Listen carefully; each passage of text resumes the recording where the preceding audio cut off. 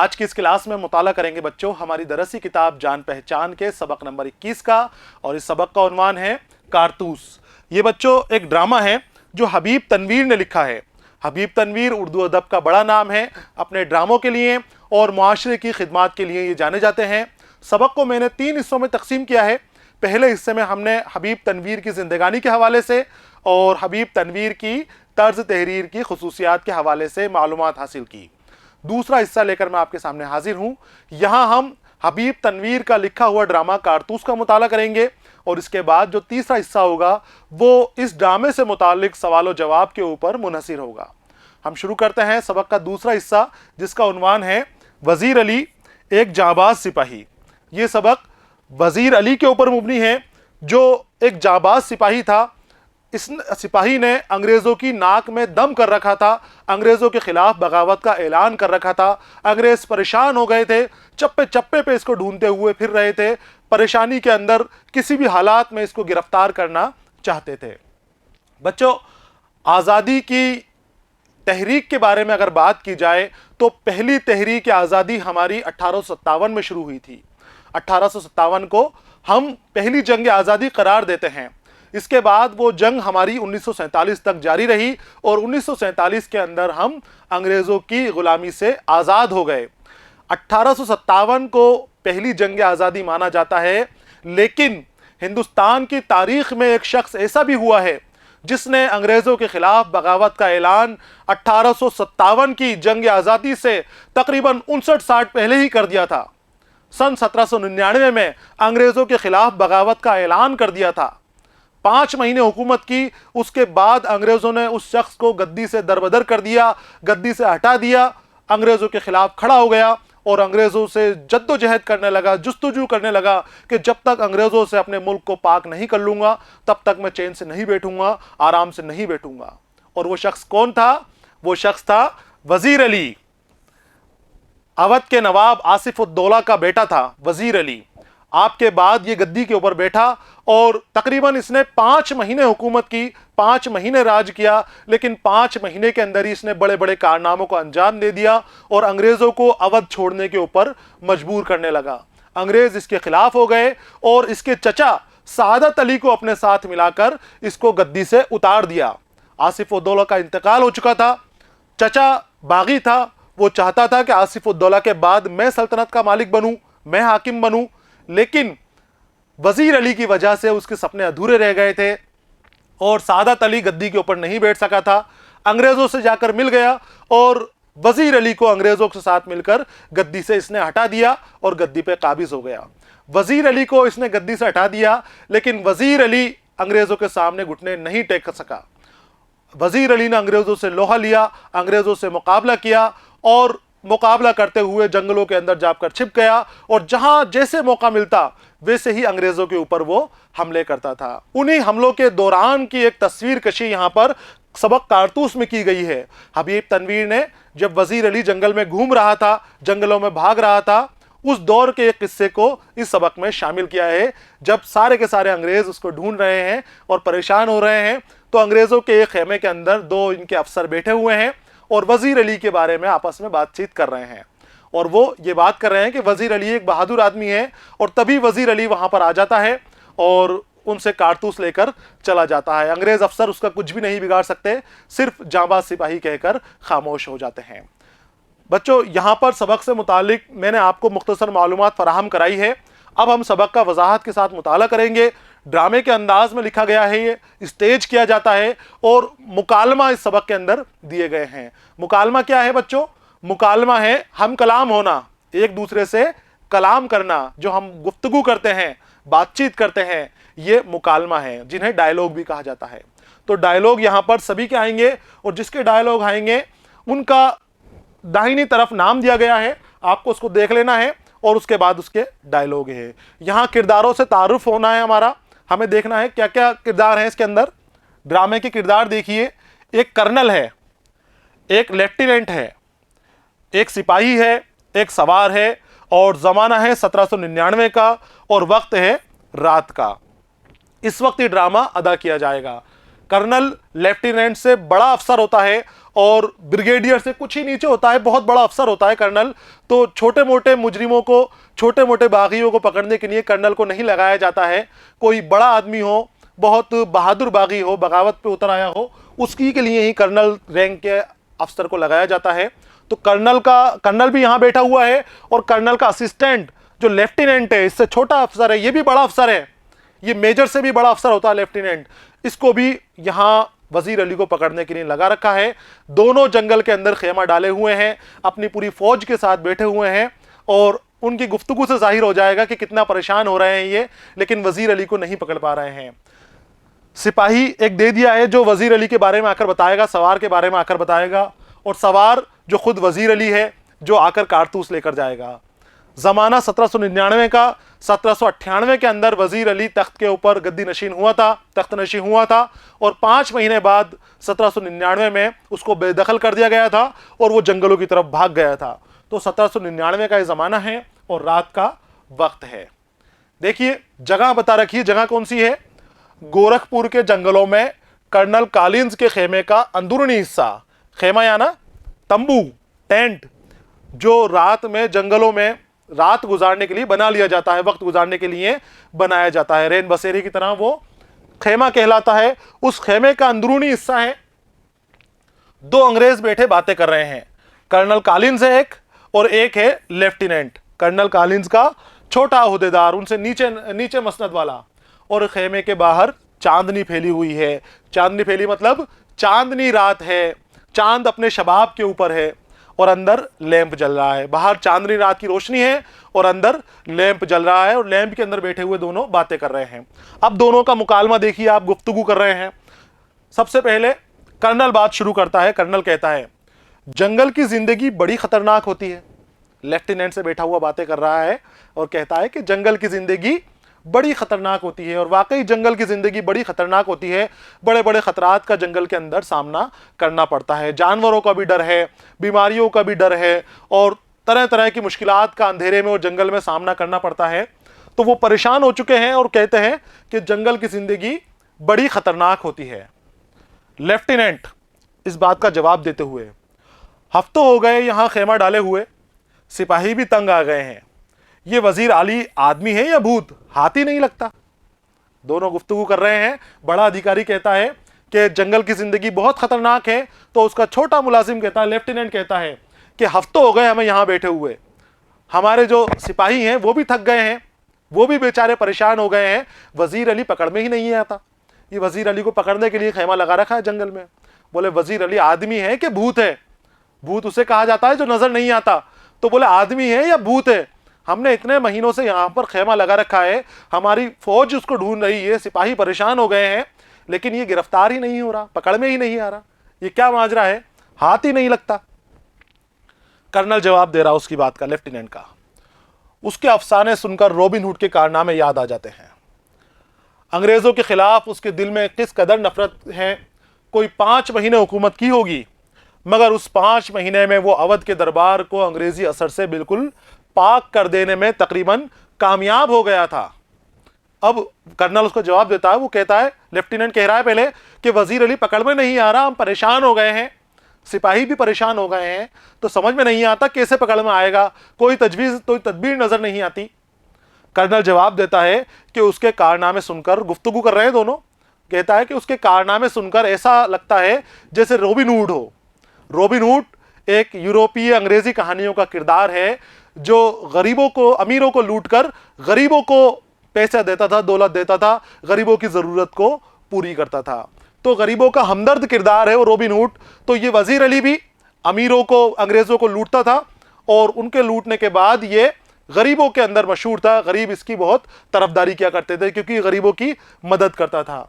तो कर्नल कहता है कि इसके अफसाने माने होते हैं, कहानी, अफसाने सुनकर ऐसा लगता है, इसके अफसाने सुनकर ऐसा लगता है कि जैसे रॉबिन हुड हो।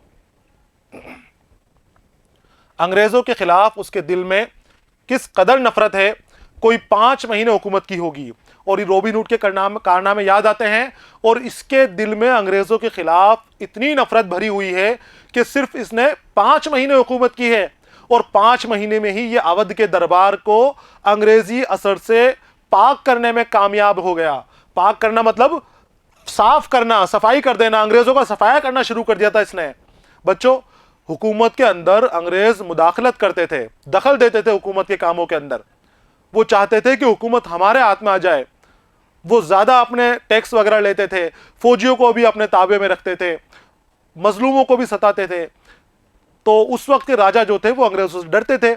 लेकिन वजीर अली जब बादशाह बना, वजीर अली जब सुल्तान बना, नवाब बना, ये अपने अवध का, ये अवध रियासत की बात हो रही है, यहाँ के खुद के नवाब होते थे और वो हाकिम होते थे। वजीर अली आसिफ उद्दौला का बेटा था और ये अवध का नवाब था।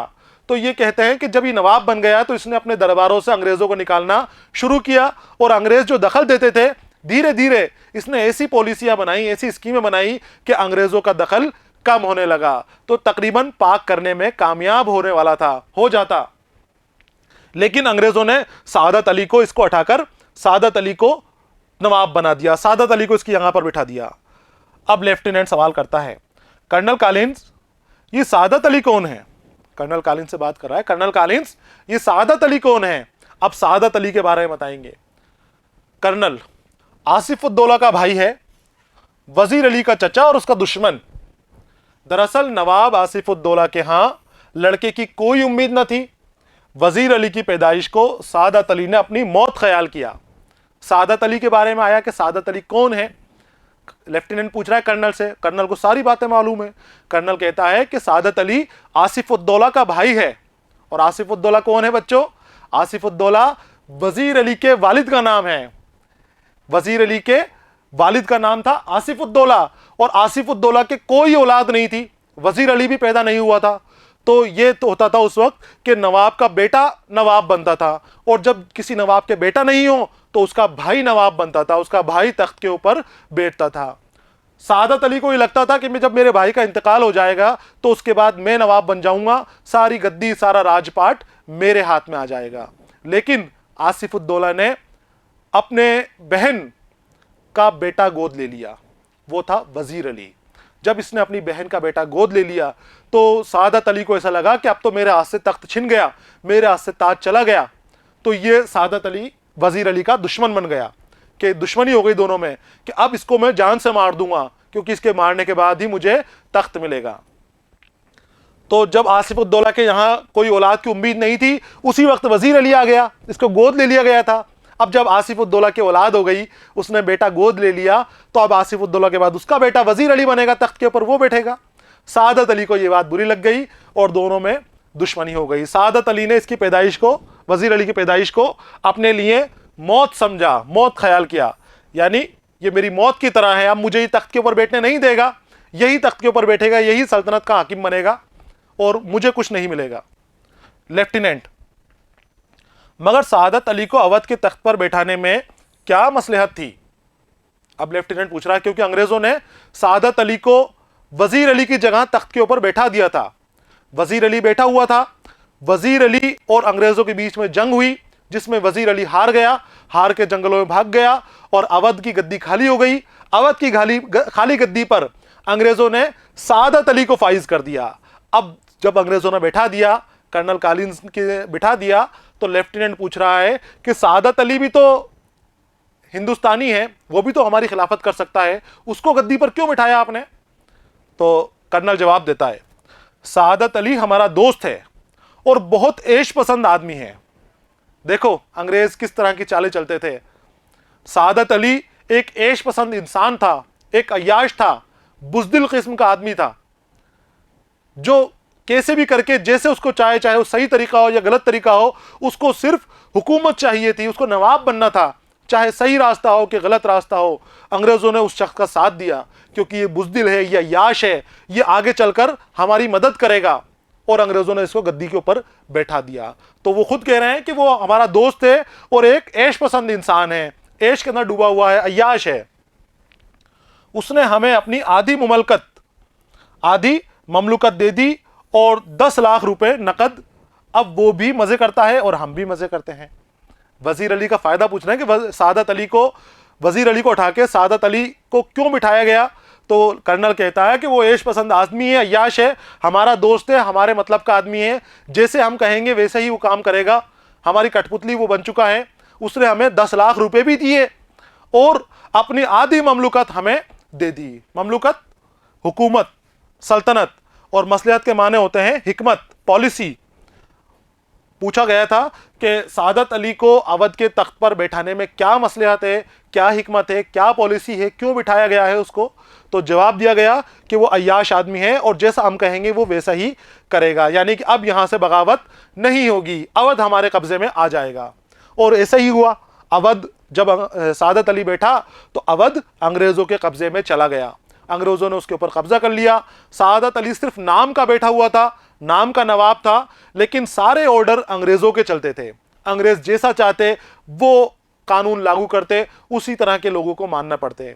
तो अंग्रेजों की पूरी तरह से मुदाखलत हो गई थी, पूरी तरह से अंग्रेजों का कब्जा हो गया था। तो वो कहते हैं कि वो भी मजे करे और हम भी मजे करते हैं, दोनों के मजे हो गए, दोनों मिलकर। ये होते हैं ना बंदर आपस में एक दूसरे की रोटी सब्जी बांट ली और उसके बाद वो भी मजे कर रहे हैं, दोनों बंदर आपस में मजे कर रहे हैं। आगे आते हैं। लेफ्टिनेंट, सुना है वजीर अली अफगानिस्तान के बादशाह शाहजमा को हिंदुस्तान पर हमला करने की दावत दे रहा है। लेफ्टिनेंट कह रहा है उसने कहीं से सुना है कि वजीर अली ने अफगानिस्तान के बादशाह शाहजमा को हिंदुस्तान पर हमला करने की दावत दी है। अब हिंदुस्तान में कौन थे उस वक्त? अंग्रेज। अंग्रेजों पर हमला करने की दावत दी थी। शाहजमा अफगानिस्तान का बादशाह था और बहुत खतरनाक आदमी था। जहां भी हमला करता था पूरी ताकत से करता था, पूरी शिद्दत से करता था और उस पूरे इलाके को वो अपने कब्जे में ले लिया करता था। उसकी ताकत को देखकर वजीर अली ने उसको दावत दी थी कि आप यहां पर आइए हिंदुस्तान और अंग्रेजों के ऊपर हमला कीजिए, अंग्रेजों को यहां से भगाने में हमारी मदद कीजिए। तो लेफ्टिनेंट ने ये बात सुनी थी तो कर्नल को बताता है कि सही है, मैंने ऐसा सुना है कि वजीर अली ने दावत दी है अफगानिस्तान के शाहजमा को। कर्नल, अफगानिस्तान को हमले की दावत सबसे पहले असल में टीपू सुल्तान ने दी थी। अब टीपू सुल्तान उस वक्त मैसूर में, कर्नाटक में था, वो भी अंग्रेजों के साथ जद्दोजहद कर रहा था, अंग्रेजों से लड़ाई लड़ रहा था। तो बोले इससे पहले दावत वजीर अली ने तो अब दी है, 1798 1797 में टीपू सुल्तान दावत दे चुका है। फिर वजीर अली ने भी उसे दिल्ली बुलाया और शमसुद्दौला ने भी उसको दिल्ली बुलाया। अब पूछ रहे हैं कि शमसुद्दौला कौन है? शाहजमा को, जो अफगानिस्तान का बादशाह था, बहुत खतरनाक बादशाह था, उसको हमले की दावत दी थी कि हिंदुस्तान आइए और अंग्रेजों के ऊपर हमला कीजिए। किसने दावत दी थी? टीपू सुल्तान ने दावत दी थी, वजीर अली ने दावत दी थी, शमसुद्दौला ने दावत दी थी। अब टीपू सुल्तान के बारे में हम जानते हैं कि वो मैसूर का राजा था, कर्नाटक का हुकूमत थी उसकी। वजीर अली के बारे में हम बात कर रहे हैं कि ये भी अवध का नवाब था और आसिफुद्दौला का बेटा था, जिसे अंग्रेजों ने बेदखल कर दिया था। अब ये शमसुद्दौला कहां से आ गया? तो शमसुद्दौला था बंगाल के नवाब का निस्बती भाई। बंगाल उस वक्त अवध अलग रियासत थी और बंगाल अलग रियासत थी। बंगाल के नवाब अलग होते थे और अवध के नवाब अलग होते थे। तो बंगाल का ये नवाब का निस्बती भाई था ये शमसुद्दौला। कर्नल, नवाब बंगाल का निस्बती भाई बहुत खतरनाक आदमी है, ये शमसुद्दौला भी बहुत खतरनाक आदमी था। तो ये तीन शख्स थे जिन्होंने अफगानिस्तान के बादशाह शाहजमा को हिंदुस्तान पर हमले की दावत दी थी। टीपू सुल्तान ने सबसे पहले दावत दी, इसके बाद वजीर अली ने दावत दी और वजीर अली के साथ ही शमसुद्दौला ने भी बुलावा भेजा कि आप यहां आइए और अंग्रेजों का खात्मा कीजिए। लेफ्टिनेंट, अब शमसुद्दौला के बारे में बता दिया कि नवाब बंगाल का भाई है और खतरनाक आदमी है बहुत हमारे लिए। लेफ्टिनेंट कहता है इसका तो यह मतलब हुआ कि कंपनी के खिलाफ सारे हिंदुस्तान में एक लहर दौड़ गई है। वो कह रहा है कि मुझे ऐसा लगता है कि हमारा शासन जाने वाला है, हमारी जो हुकूमत है उसके दिन लद गए हैं, खराब दिन चल रहे हैं, हर जगह से हमारे खिलाफ बगावत खड़ी हो रही है, बागी बनते जा रहे हैं। आप कह रहे हो कि टीपू सुल्तान कर्नाटक में वो भी हमारे खिलाफ बगावत कर रहा है, या अवध में वजीर अली कर रहा है, और बंगाल के अंदर बंगाल का नवाब का भाई कर रहा है। अगर ऐसे ही बगावत फैली तो हम तो सब कुछ लुटा बैठेंगे, बर्बाद हो जाएंगे हम तो। कर्नल कह रहा है जी हां, सही बात है, हमारे खिलाफ हर जगह बगावत हो रही है और अगर ये कामयाब हो गई तो बक्सर और पिलासी के कारनामे धरे रह जाएंगे। बक्सर और पिलासी एक जगहें हैं, इन जगहों के ऊपर अंग्रेजों ने फतेह हासिल की थी, मुकाबले हुए थे नवाबों से और फतेह अंग्रेजों को हासिल हुई थी। तो अंग्रेज इसको अपने लिए बड़ा कारनामा मानते थे, ये कहते थे कि ये बड़े कारनामे हैं, बड़ी बातें हैं। तो ये कहता है कर्नल कि बक्सर और पिलासी के कारनामे धरे रह जाएंगे और कंपनी जो साख लॉर्ड क्लाइव के हाथों हासिल कर चुकी है, लॉर्ड वेलेस्ली के हाथों वो सब खो बैठेगी। जब बक्सर और पिलासी की लड़ाइयां जीती गई थी, ये फतुहात हासिल की गई थी, उस वक्त लॉर्ड क्लाइव पद के ऊपर था। लॉर्ड क्लाइव हिंदुस्तान का हाकिम था, गवर्नर जनरल था। और जब ये बगावत चल रही थी वजीर अली, टीपू सुल्तान वगैरह की, उस वक्त हिंदुस्तान के ऊपर लॉर्ड वेलेस्ली की हुकूमत थी। लॉर्ड वेलेस्ली हुकूमत संभाले हुआ था। तो ये कहते हैं कि जो साख लॉर्ड क्लाइव ने कमाई है वो लॉर्ड वेलेस्ली के हाथों गवा दी जाएगी। साख के माने होते हैं बच्चों नेक नामी, एतबार, अच्छा काम करना, नाम कमाना और अपने नाम को मशहूर करना, ये सब साख के अंदर कहलाता है। आगे आते हैं लेफ्टिनेंट। वजीर अली की आज़ादी बहुत ख़तरनाक है, हमें किसी न किसी तरह उस शख्स को गिरफ्तार कर ही लेना चाहिए। अब ये कह रहे हैं कि वजीर अली जब आज़ाद है तो हमारे लिए बहुत ख़तरनाक है, इसकी आज़ादी से हम ख़तरे में पड़ सकते हैं, तो हमें किसी न किसी तरह इसको गिरफ्तार कर लेना चाहिए, कोशिश करनी चाहिए कि इसको गिरफ्तार कर लें। गिरफ्तार यानी अपनी कैद में डाल दें इसको। कर्नल कहता है पूरी एक फौज लिए उसका पीछा कर रहा हूं, पूरी एक फौज ले रखी है मैंने और इसका पीछा कर रहा हूं, जंगलों में भटक रहा हूं, लेकिन ये पकड़ में ही नहीं आता। और बरसों से वो हमारी आंखों में धूल डाले उन्हीं जंगलों में फिर रहा है और हाथ नहीं आता। आंखों में धूल डालना ये मुहावरा है, आंखों में धूल डालना, धोखा देना, सामने होते हुए भी नजर नहीं आना। वजीर अली उसी जंगलों में छुपा हुआ है जहां इन्होंने खेमा डाल रखा है, अंग्रेज पीछा कर रहे हैं, लेकिन वो उनकी आंखों में धूल झोंक कर यहां से वहां घूमता फिरता है और कभी भी पकड़ में नहीं आता। तो कर्नल कहता है कि मैंने पूरी एक फौज ले रखी है, बरसों से इसका पीछा कर रहा हूं, जंगलों में भटक रहा हूं, दर दर भटक रहा हूं। हमें मालूम है कि वजीर अली इसी जंगलों में छुपा हुआ है, लेकिन हमारी कैद में वो नहीं आता, गिरफ्तारी में नहीं आ रहा। उसके साथ चंद जाबाज हैं, मुट्ठी भर आदमी मगर ये दमखम, मुट्ठी भर आदमी मगर ये दमखम, ये दमखम, इतनी ताकत, इतना हौसला कि हमारे सामने अब तक डटे हुए हैं। हमने बड़े बड़े बादशाहों को, बड़े बड़े राजाओं को हमने पस्त कर दिया है, लेकिन ये वजीर अली हमारे आगे हार ही नहीं मान रहा। मुट्ठी भर आदमी इसके साथ हैं, मुट्ठी भर यानी थोड़े से आदमी, थोड़े से के लिए मुट्ठी भर का इस्तेमाल किया जाता है। तो बहुत कम तादाद में इसके पास सिपाही हैं, इसके जाबाज सिपाही हैं, लेकिन बहुत बहादुर हैं, बहुत दमखम वाले हैं। इस बात की ये भी कायल हो जाते हैं, इस बात को ये भी मानते हैं अंग्रेज भी। लेफ्टिनेंट, सुना है वजीर अली जाती तौर से बहुत बहादुर आदमी है।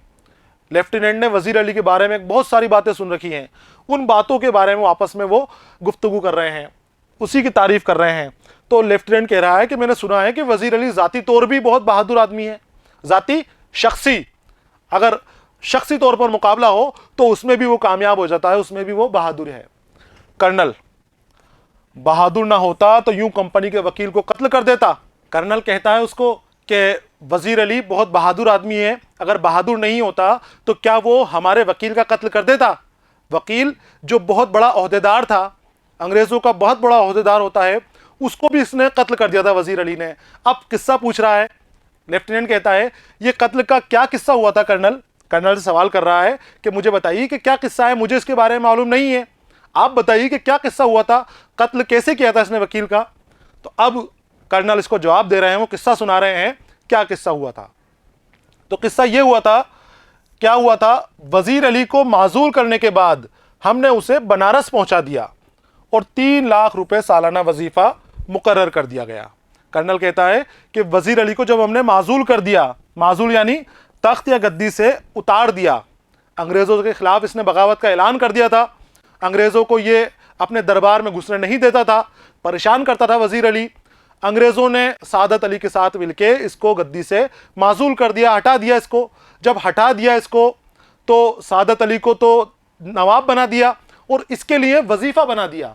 वजीफा होता है बच्चों, आपकी जो वजीफा है वो स्कॉलरशिप कहलाती है, लेकिन अंग्रेज जो राजा महाराजाओं को, नवाबों को वजीफा देते थे वो उनकी रियासत से बेदखली के सबब दिया जाता था। अंग्रेज चाहते थे कि हमारे खिलाफ बगावत नहीं हो और हम ही हाकिम बने रहें, हम ही सल्तनत चलाएं, हमारे ही हुक्म चलें, तो वो उनको बेदखल कर दिया करते थे। नवाबों को, राजाओं को, महाराजाओं को रियासत से बेदखल करके रियासत की बागडोर अपने हाथ में ले लेते थे।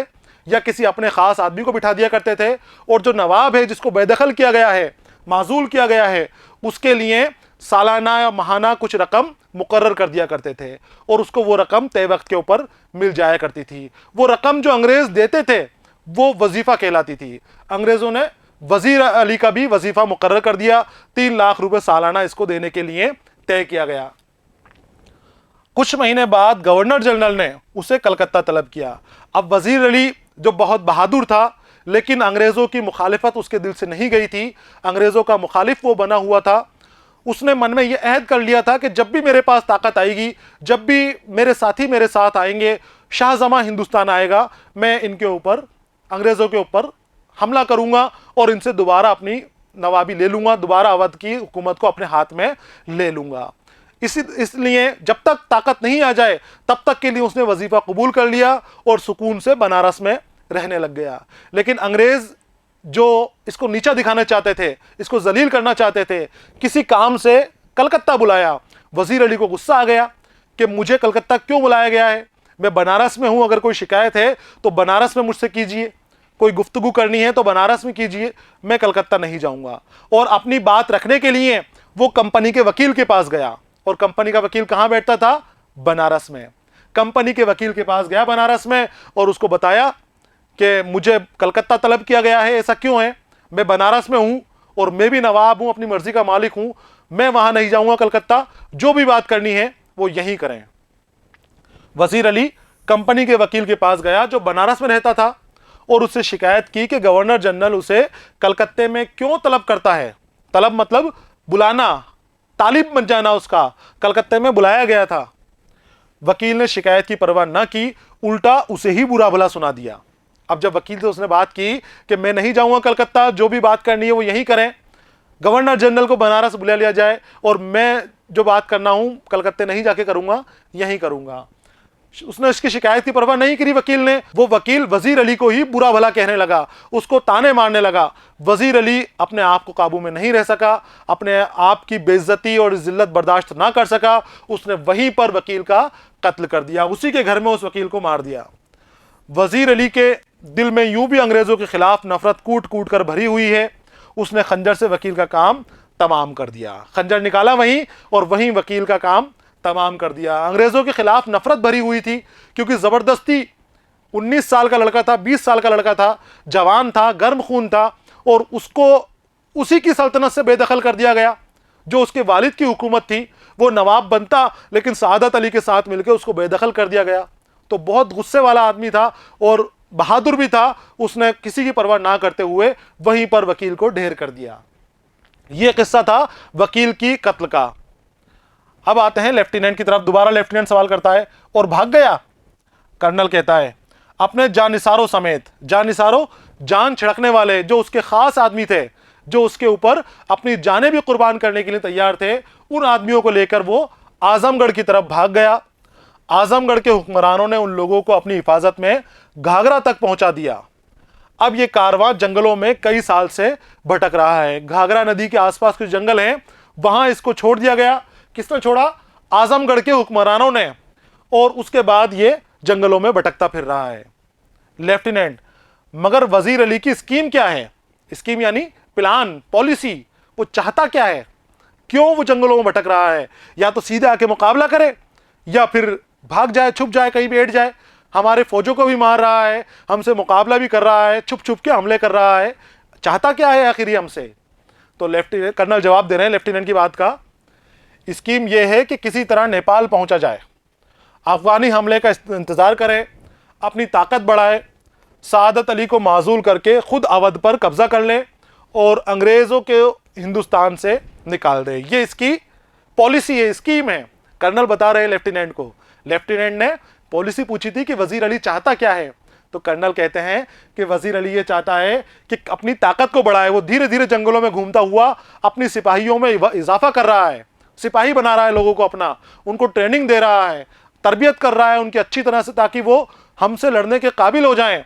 और ताकत बढ़ाने के साथ ही वो इंतजार कर रहा है कि उसने अफगानिस्तान के बादशाह शाहजमा को हिंदुस्तान पर हमले की दावत दी है, तो जैसे ही अफगानिस्तान का बादशाह हमारे ऊपर हमला करेगा वो भी हमारे ऊपर हमला कर देगा।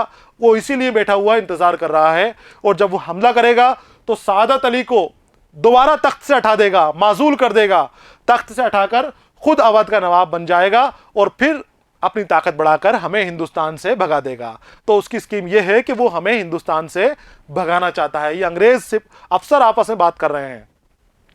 लेफ्टिनेंट, नेपाल पहुंचना तो कोई ऐसा मुश्किल नहीं, मुमकिन है पहुंच गया हो। लेफ्टिनेंट कहता है कि हम गोरखपुर के जंगलों के अंदर उसको घूम रहे हैं, घाघरा के आसपास उसको ढूंढ रहे हैं, यहां से नेपाल करीब ही है और नेपाल में हमारी हुकूमत नहीं है, तो उसके लिए इन जंगलों से नेपाल में जाना कोई मुश्किल काम नहीं है, और यह भी हो सकता है कि वो नेपाल पहुंच गया हो। लेफ्टिनेंट बताता है। कर्नल कहता है हमारी फौजें और नवाब सादत अली खां के सिपाही बड़ी सख्ती से उसका पीछा कर रहे हैं। हमें अच्छी तरह मालूम है कि वो अभी जंगलों में ही है, वो यहीं छुपा हुआ है। बोले नेपाल नहीं गया, हमारे सिपाही भी उसको जंगलों में ढूंढ रहे हैं और सादत अली के सिपाही भी उसको जंगलों के अंदर ढूंढ रहे हैं। वो नेपाल नहीं गया, हमें पुख्ता मालूमात है इस बारे में कि वो इन्हीं जंगलों के अंदर छुपा हुआ है। कौन से जंगलों में? गोरखपुर के जंगलों के अंदर। अब एक गोरा सिपाही तेजी से दाखिल होता है। बच्चों ये ड्रामा चल रहा है, ये जो मंजर हैं अलग अलग, वो मंजर कहकर बताए जाते हैं, बोलकर बताए जा रहे हैं। अब जब ये बातें कर रहे हैं, लेफ्टिनेंट और कर्नल के बीच में मुकालमा हो रहा है, उसी बीच में एक सवार आता है, सिपाही आता है, गोरा सिपाही यानी अंग्रेज सिपाही कैंप के अंदर आता है, खेमे के अंदर आता है, और आते ही फौरन बोलता है गोरा सिपाही, सर। कर्नल उठकर, क्या बात है? आके सल्यूट करा, सर बोला, और फिर कर्नल पूछता है, खड़ा हो गया कर्नल, क्या बात है, कैसे अंदर आए इतनी तेजी से? गोरा सिपाही, दूर से गर्द उठती दिखाई दे रही है। गर्द यानी धूल। वो सिपाही कहता है कि हमें दूर से धूल उड़ती हुई नजर आ रही है, गर्द उड़ती हुई नजर आ रही है, जैसे हमारे ऊपर हमला होने वाला हो, कोई लश्कर हमारी तरफ आ रहा है। कर्नल, सिपाहियों से कह दो कि तैयार रहें। सिपाहियों से, गोरे सिपाही को हुक्म देता है कि सिपाहियों को तैयार करो, अगर हमारे ऊपर हमला होता है तो हम भी उसका माकूल जवाब देंगे। सिपाही सलाम करके चला जाता है, सैल्यूट करता है अपने सेना की तरीके से, और उसके बाद वो बाहर निकल जाता है खेमे से। लेफ्टिनेंट जो खिड़की से बाहर देखने में मसरूफ था, अब खेमे की खिड़की है, वो सिपाही कर्नल से बात कर रहा है। कर्नल ने उसको बात करके जो भी उनको हुक्म देना था वो देकर बाहर कर दिया। अब लेफ्टिनेंट जो खिड़की से बाहर देख रहा है, बाहर देखते देखते कर्नल से बात कर रहा है। वो कहता है गर्द तो ऐसी उड़ रही है जैसे पूरा एक काफिला चला आ रहा है, मगर मुझे तो एक ही सवार दिखाई देता है। वो खिड़की में से देख रहा है कि ऐसा लग रहा है कि जैसे पूरा काफिला आ रहा है, लेकिन सवार तो एक ही नजर आ रहा है, इतनी गर्द उड़ रहा है। कर्नल खिड़की के पास जाकर, हाँ एक ही सवार है, सरपट घोड़ा दौड़ाए चला आ रहा है। अब एक ही सवार है, सरपट यानी बहुत तेज। जब घोड़े को बहुत तेज दौड़ाते हैं तो गर्द इतनी उड़ती है, ऐसा लगता है कि पूरा काफिला आ रहा है। तो ये भी बहुत ज्यादा गर्द को उड़ाता हुआ सवार इनकी तरफ आने लगा। लेफ्टिनेंट, और सीधा हमारी तरफ ही आता मालूम होता है। वो देख रहे हैं और आपस में कलाम हो रहे हैं, आपस में बोल रहे हैं कि ऐसा लग रहा है कि जैसे सीधा हमारी तरफ ही आ रहा है, हम इससे मुलाकात करना चाहता है। कर्नल ताली बजाकर सिपाही को बुलाता है, ताली बजाता है और ताली बजाकर सिपाही को खेमे के अंदर बुलाता है और कहता है सिपाही से, सिपाहियों से कहो इस सवार पर नजर रखें कि ये किस तरफ जा रहा है। सिपाही अंदर आता है और फिर सलाम करके वापस बाहर चला जाता है उसकी बात सुन के। लेफ्टिनेंट, शुबह की कोई गुंजाइश नहीं, तेजी से इसी तरफ आ रहा है। लेफ्टिनेंट कहता है कि शक की कोई गुंजाइश नहीं है, वो सवार इसी तरफ आ रहा है, हमारी तरफ ही आ रहा है। बच्चों ये वजीर अली की तस्वीर है जो इंटरनेट से हमें हासिल हुई है। वो सवार जो वजीर अली ही खुद ही आ रहा है, वो इनकी तरफ तेजी से बढ़ रहा है। धूल उड़ रही है, गर्द उड़ रही है, अपने खेमे से देख रहे हैं, सिपाही भी इसको देख रहे हैं, सभी चौकन्ने हो गए हैं, तैयार हो गए हैं सभी और नजर रखे हुए हैं। टापू की आवाज बहुत करीब आकर रुक जाती है। टापो घोड़े की टाप, घोड़े के चलने की आवाज को टाप कहते हैं। तो घोड़े की टापों की आवाज करीब आ गई है और करीब आके रुक गई है। ऐसा मालूम होता है कि वो सवार जो है खेमे के बाहर आ गया और घोड़े को रोककर घोड़े से उतर गया। सवार बाहर से चिल्लाने की आवाज आ रही है उसकी, कहता है वो मुझे कर्नल से मिलना है। कर्नल से मिलने की जद्दोजहद करता है। सवार कहता है सिपाही से कि मुझे कर्नल से मिलना है, और गोरा सिपाही चिल्लाकर बहुत अच्छा। सवार भाई आहिस्ता बोलो, गोरा सिपाही चिल्लाकर कहता है कि बहुत अच्छा, अभी मिलवाते हैं तुम्हें कर्नल से, चिल्लाकर बोलते हैं। सिपाहियों की बच्चों आदत होती है, जो भी बात करते हैं वो चिल्लाकर तेज आवाज में करते हैं और कड़क अंदाज में वो बात करते हैं। तो जब लेफ्टिनेंट ने कहा, सवार ने कहा कि मुझे आपके कर्नल से मुलाकात करनी है, कर्नल से मिलाओ, तो सिपाही उसकी बात सुन के बोला कि बहुत अच्छा, मैं अभी जाता हूं, कर्नल से आपके बारे में बताता हूं। सवार कहता है कि धीरे बोलो, आहिस्ता बोलो।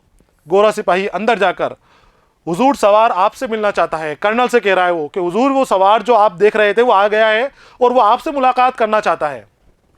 कर्नल भेज दो, अंदर बुला रहे हैं उसको।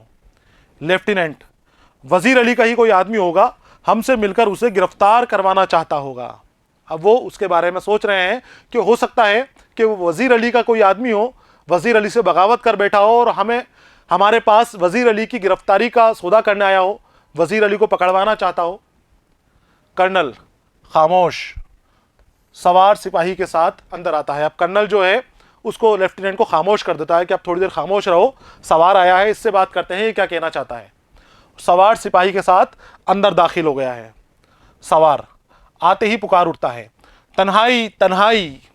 जैसे खेमे में घुसा, जोर से चिल्लाया कि तन्हाई तन्हाई, यानी तन्हाई चाहिए मुझे, खाली कर दो इस जगह, मैं कर्नल से अकेले में बात करना चाहता हूं।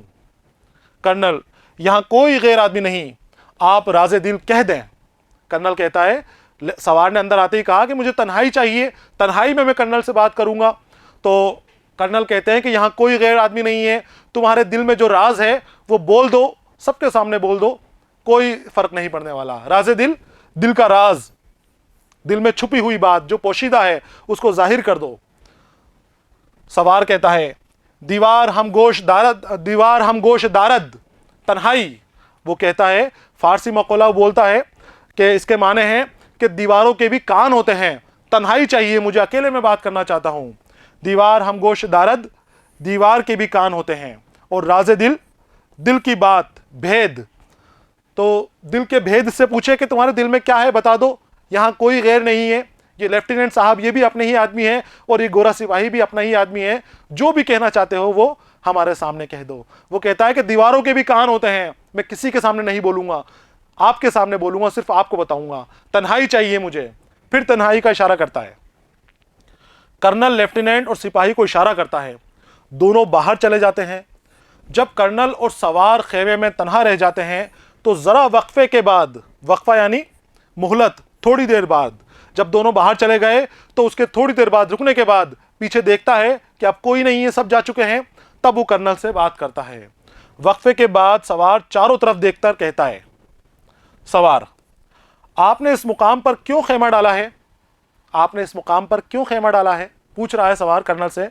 कर्नल कहता है, कंपनी का हुक्म है कि वजीर अली को गिरफ्तार किया जाए, हमने खेमा यहां पर इसलिए डाला है क्योंकि ये कंपनी का हुक्म है, हमें वजीर अली को गिरफ्तार करना है और वजीर अली इस जंगलों के अंदर छुपा हुआ है, हम उसको गिरफ्तार करेंगे, इसीलिए हमने यहां पर खेमा डाला हुआ है। सवार, लेकिन इतना लाव लश्कर क्या माने हैं? लाव लश्कर, फौज और उसका साजो सामान, बहुत सारा लाव लश्कर, लश्कर यानी फौज और लाव यानी उसका सामान। तो बोले, वजीर अली को आप गिरफ्तार करने के लिए आए हैं, लेकिन इतना साजो सामान, इतने हथियार आपके पास नजर आ रहे हैं, इतने सारे घुड़सवार हैं, इतने सारे सिपाही हैं, इतने सारों का क्या माने हैं? कर्नल, गिरफ्तारी में मदद देने के लिए।